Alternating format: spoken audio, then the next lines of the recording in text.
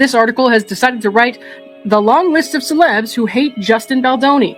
And it's pretty clear from reading this article that a lot of these... There is a moment in every high-profile legal battle when the strategic architecture collapses, when the documents that were supposed to remain private become exhibits, when the text messages that were written in confidence become courtroom evidence, when the people who once stood shoulder to shoulder in public begin quietly rearranging their positions. That moment arrived in the Blake Lively versus Justin Baldoni case, and when it did, it revealed something that a rotating cast of celebrity supporters had spent months trying to conceal: that the story the public had been given was not the whole story, and in some critical ways, it was not even an accurate one. This video is not about who is likable and who is not. Likability is a performance, and in Hollywood, it is a very well-funded one. This is about what the evidence actually shows, what it means legally and professionally for the people involved, and why a carefully assembled coalition of famous names speaking out against one man has done almost nothing to shift the legal landscape. If anything, the public statements have created more problems than they have solved. Before we go any further, if you find this kind of legal and reputational analysis useful, consider subscribing. This channel covers cases like this one with the seriousness they deserve, not with outrage or theater. There is enough of that already. Justin Baldoni's rise to being a household name began with his breakout role as a swoon-worthy love interest on Jane the Virgin.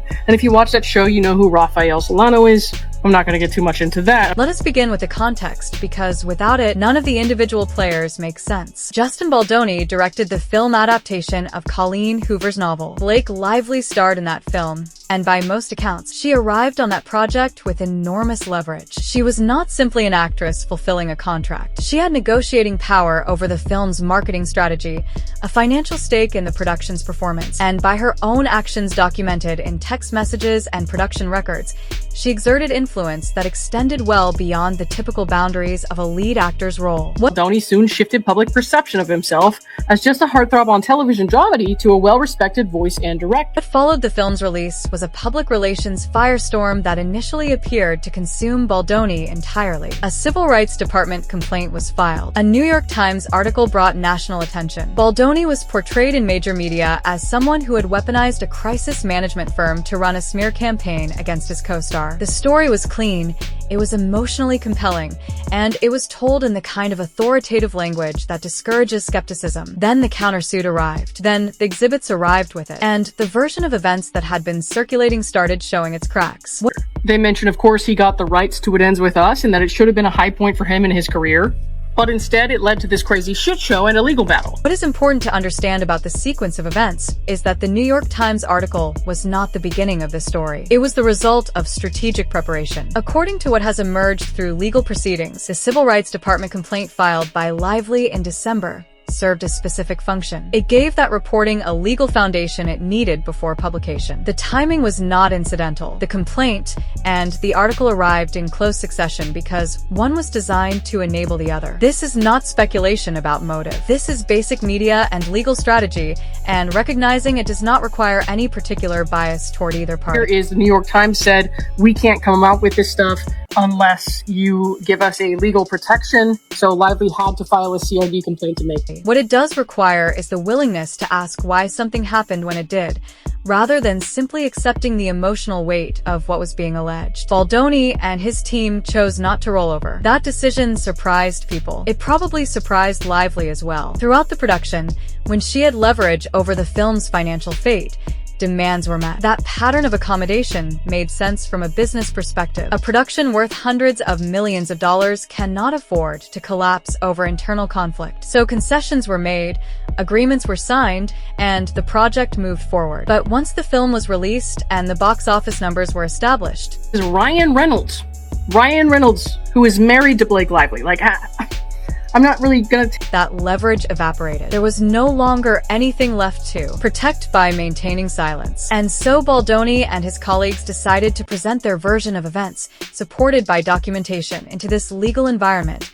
A parade of public figures inserted themselves. Some of them had personal relationships with Lively. Some had professional ones. Some had neither, and their involvement tells you something interesting about how influence moves through Hollywood's social ecosystem. The first name on the list of vocal critics is Ryan Reynolds. It is worth spending exactly as much time on this as it deserves, which is very little. Reynolds is Lively's husband. His public characterizations of Baldoni and Baldoni's associates as fraudulent and predatory carry no independent evidentiary weight. He was not on set. He was not party to the communications at the center of this dispute. He was a spouse defending a spouse. And while that is entirely human and understandable, it is not information. It is loyalty expressed as accusation. Ryan accused Jamie and Justin of being everything from dumb juice to predatory fraudsters. And the thing is, that literally means nothing to me, because even if he was just believing what his wife said was bull. The legal record does not hinge on what Ryan Reynolds believes. It hinges on what the documents show. The documents, incidentally, show that Reynolds and Lively were in contact with other members of the cast and production sphere, working to ensure that the narrative of Baldoni as the aggressor took hold. Text messages in the record reveal coordinated outreach designed to shape how other people understood and characterized what had happened. Whether or not that rises to the level of a legally actionable conspiracy is for the court to determine. But it is worth noting that the existence of that coordination is no longer in dispute. It is in the record. Jenny Slate presents a more interesting case, and not because her grievances are more substantive. They are not. Slate made public statements describing Baldoni as a narcissist and condemning what she characterized as a coordinated smear campaign against Lively. She framed this as a matter of personal conscience, a stand for a colleague she believed had been wronged. What the record shows is that Slate's understanding of the situation was shaped almost entirely by communications from Lively and Reynolds themselves. Those communications included the claim that any organic public backlash Lively was experiencing was not organic at all, but was instead the product of a bot army assembled by Baldoni's team. Slate accepted this explanation. Others in Lively's social circle accepted it as well. The problem is that Lively's behavior in the promotional period for the film, including interviews in which she deflected serious questions about the film's domestic violence themes with dismissive humor, was real. It was documented. It had been recorded. The backlash to it did not require engineering. It required only that people watch what she said and form their own reactions. Attributing that backlash entirely to a manufactured campaign requires ignoring what people actually witnessed. As for the specific complaint Slate leveled against Baldoni, it involved a moment during production in which Slate made a comment about Britney Spears, and Baldoni responded with a single word: same. Slate characterized this as an example of boundary violations. That characterization applied to that specific interaction simply does not hold up to scrutiny. A director participating briefly in a lighthearted exchange is not the behavior of someone creating a hostile work environment. Calling it such does not make it so, and including it in a public statement as evidence of misconduct says more about the statement's purpose than about the underlying incident. There are people on this list who are harder to dismiss with a single observation, and Taylor Swift is one of them. Her text messages with Lively, which became part of the legal record, revealed a level of personal investment in Lively's position that went beyond simple solidarity. Swift's private communications expressed contempt for Baldoni in language that was notably strong, and she appeared to actively participate in the social reinforcement of Lively's narrative among their shared circle. What followed those text messages becoming public is worth examining carefully. Swift's behavior did not escalate. It did not take on a more prominent public form. It effectively stopped. The public advocacy disappeared. The vocal support went quiet. And then, at some point, a song appeared on one of her albums with thematic content that many listeners interpreted as a commentary on a friendship that had soured. Swift did not confirm or deny the interpretation. She also did not maintain the level of solidarity she had displayed in private. There are several ways to interpret that sequence. The most straightforward interpretation is that once the countersuit documents became available and the picture shifted, Swift reassessed her position. Someone with her platform and her history of outspoken advocacy on behalf of women in the entertainment industry, who suddenly goes silent on a case involving a close friend's public legal battle, is making a choice. Silence from someone capable of enormous public influence is its own statement, and it is not a small one. Colleen Hoover's role in this situation is among the most revealing, precisely because it is grounded in something concrete: the creative and contractual relationship she had with Baldoni going into the project. Hoover wrote the novel on which the film is based. She held intellectual ownership over the source material, and she had a producer credit attached to the film. What emerged through communications that became part of the record is that Hoover had strong ideas about the direction of the script and the production, ideas she had not made contractually binding when she sold the rights to her work. Baldoni offered her a collaborative role in the script development. She declined, stating that was not how she operated. That was entirely her prerogative. But it meant that the level of creative control she subsequently felt she deserved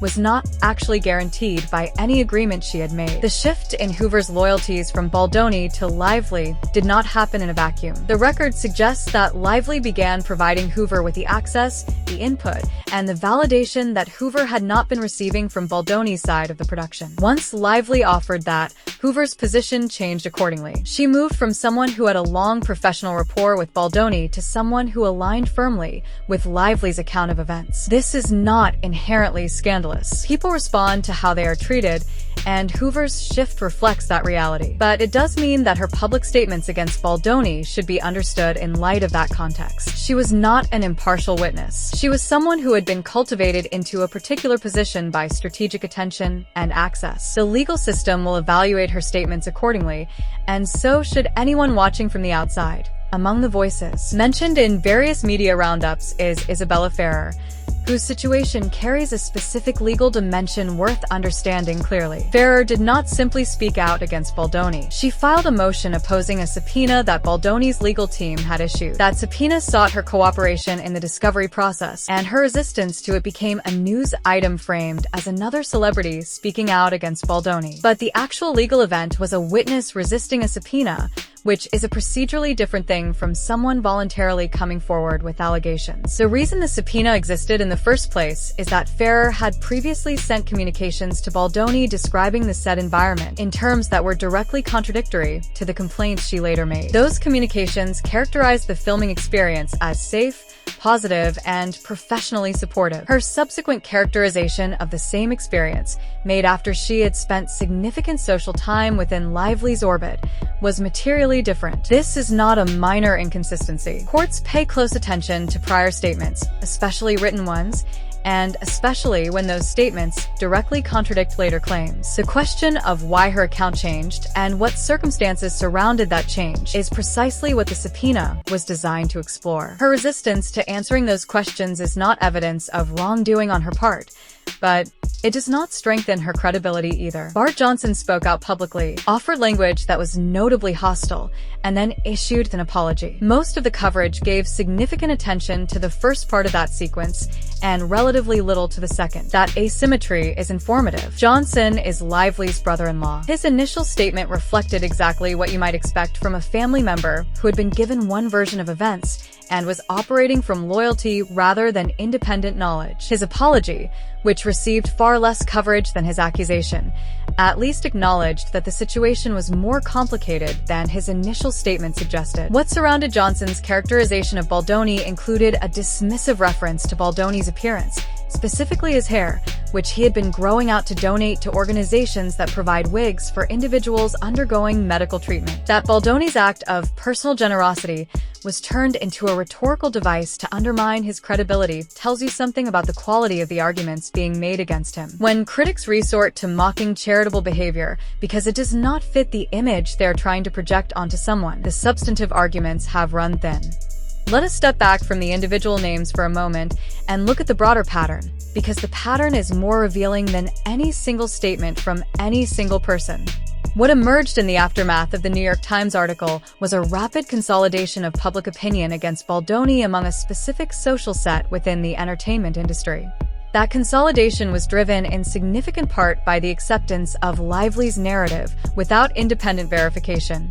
People who had personal affection for Lively, professional obligations to Lively, or social incentives within Hollywood's tight network of influence simply accepted what they were told and responded accordingly. This is not unusual human behavior. It is, in fact, extremely common. Loyalty to those we care about shapes our perception of the evidence available to us.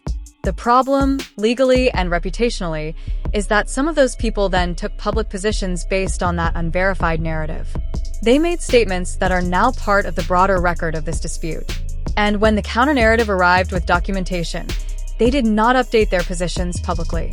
They went quiet. That silence is meaningful precisely because the original statements were loud. When Baldoni's legal team filed its countersuit and the exhibits became available, the story that had seemed complete and self-contained suddenly had a different shape. The communications showing coordinated messaging, the timeline of who said what and when, the financial relationships that explained some of the motivations for alignment, the prior statements from witnesses that contradicted their later claims. None of that fit neatly into the version of events that the original reporting had presented. There is also a specific factual matter that deserves direct attention because it relates to how the promotional failure of the film was characterized. One of the central claims in Lively's account was that Baldoni had failed to properly promote the film's domestic violence themes, and that his approach to marketing was partly responsible for the backlash the campaign received. What the record shows is that the marketing for the film was substantially controlled by Ryan Reynolds' company Maximum Effort, not by Baldoni. Lively had negotiated contractual arrangements that gave her side of the equation significant influence over how the film was presented to the public. If the promotional campaign leaned heavily into lifestyle content, celebrity culture, and product placement at the expense of serious engagement with the film's subject matter, that was not a decision made entirely, or even primarily, by Baldoni. It was a decision made within a framework that Lively and her team helped construct, and that served their commercial interests. The promotional partnerships, the product integrations, the social media strategy, these reflected the priorities of the people who controlled them. And yet, when Lively was asked in interviews what viewers could do if the film's themes raised personal concerns for them, she was dismissive. She was not challenged on it in real time. But the response was recorded, and it is part of what generated the organic backlash that she later attributed to manufactured interference. People watched that response and reacted to it. Alleging that those reactions were engineered required them to disbelieve what they had witnessed with their own eyes. The sisterhood of the Traveling Pants castmates who expressed solidarity with Lively deserve brief mention for a simple reason. They had no independent knowledge of what happened on the set of the film in question.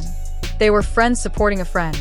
Their statements were expressions of personal loyalty, not testimony about events they witnessed. When the full picture became clearer, their public involvement effectively ceased. That trajectory mirrors what happened with several others in this situation, which suggests that their initial statements were made on the basis of an incomplete understanding, and that once the picture changed, there was nothing more to say. Liz Plank, who had a professional relationship with Baldoni through a podcast they produced together, ended that collaboration when the controversy became public. Her exit was framed in various quarters as a principled stand. What it actually represented was the severing of a professional relationship at a moment when maintaining it carried reputational risk. Whether that decision was motivated by genuine moral conviction or by the social calculus of operating in the same industry as the people making accusations is something only she can answer. What is observable is that she prioritized proximity to the more influential social network at a moment when choosing sides had professional consequences. Now, the broader question this case raises is not really about Justin Baldoni or Blake Lively as individuals. It is about how powerful people use their networks to shape the public record, and whether that shaping survives contact with actual documentation. What made the initial wave of coverage so effective was the combination of credible institutional platforms, emotionally resonant framing, and the sheer weight of recognizable names expressing the same position.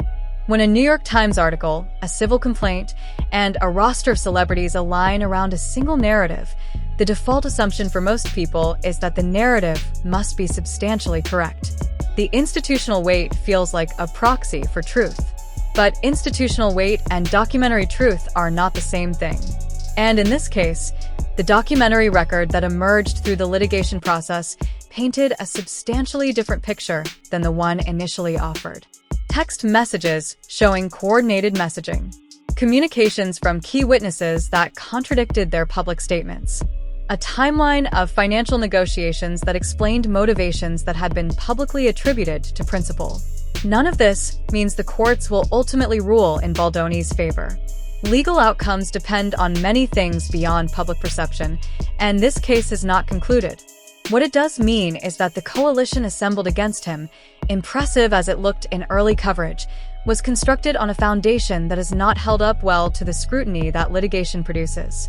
There is something worth saying directly to anyone who followed this case from the beginning and accepted the initial framing without reservation. The discomfort of updating a position is real.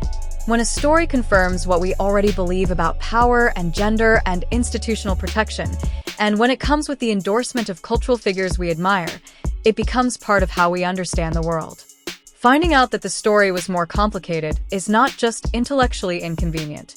It is emotionally disorienting.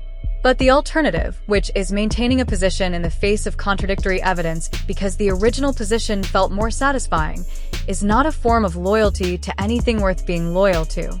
The people who were harmed by powerful people in the entertainment industry over decades deserved serious advocates. They did not deserve to have their experiences used as a rhetorical template for situations that did not meet the same threshold. When the language of serious institutional abuse is applied to situations where the evidence points in a different direction, it does not strengthen the cause it invokes. It weakens it. That is perhaps the most significant long-term consequence of this case, whatever its legal outcome. The rapid mobilization of celebrity solidarity, the media alignment, the use of civil complaint mechanisms as a prelude to press strategy, all of it set a template for how institutional power can be weaponized through reputational channels. And when that template is applied without sufficient evidentiary foundation, it eventually produces a counter-record that the original narrative cannot absorb. What happens next in this case will be determined in courtrooms, not on social media. The witnesses who made public statements will potentially be required to make them under oath, where the consequences for inaccuracy are substantially different. The documents that have already been introduced into the record will be evaluated by legal professionals applying standards of evidence rather than standards of social alignment. For the celebrities who inserted themselves into this dispute on the basis of incomplete information and personal loyalty, the question now is whether their silence represents a reassessment or simply a strategic withdrawal until the outcome becomes clear. Either way, their initial involvement accomplished something specific. It flooded the zone with authoritative-sounding voices at the moment when public perception was most malleable before the counter-evidence had arrived. As a short-term strategy, it was effective. As a long-term approach, it has produced a record of statements that will be difficult to reconcile with what the documents actually show. The broader lesson here is not partisan. It applies regardless of where your sympathies lie in this particular dispute. High-profile people with large platforms and loyal audiences can shape public perception very effectively. They can move quickly, they can speak to enormous audiences, and they can do so with the implied credibility of people who are assumed to know things the rest of us do not. But implied credibility and actual knowledge are different things. And in a legal proceeding, only one of them matters. Whatever the courts ultimately determine about this case, the record that has already been made public provides a detailed case study in how carefully curated narratives are assembled, how social networks are mobilized to support them, and how those narratives eventually encounter the friction of documentation. That friction is uncomfortable for everyone involved. It should be. If you have been following this case, and you want to think through what the legal proceedings may look like as this moves closer to trial, the comment section below is worth engaging with. There are people in this audience who follow these things seriously, and the conversation tends to be more substantive than what you find in most places online. Consider subscribing if you want to stay with the story as it develops. The next phase of this case is likely to be more revealing than anything that has come before it.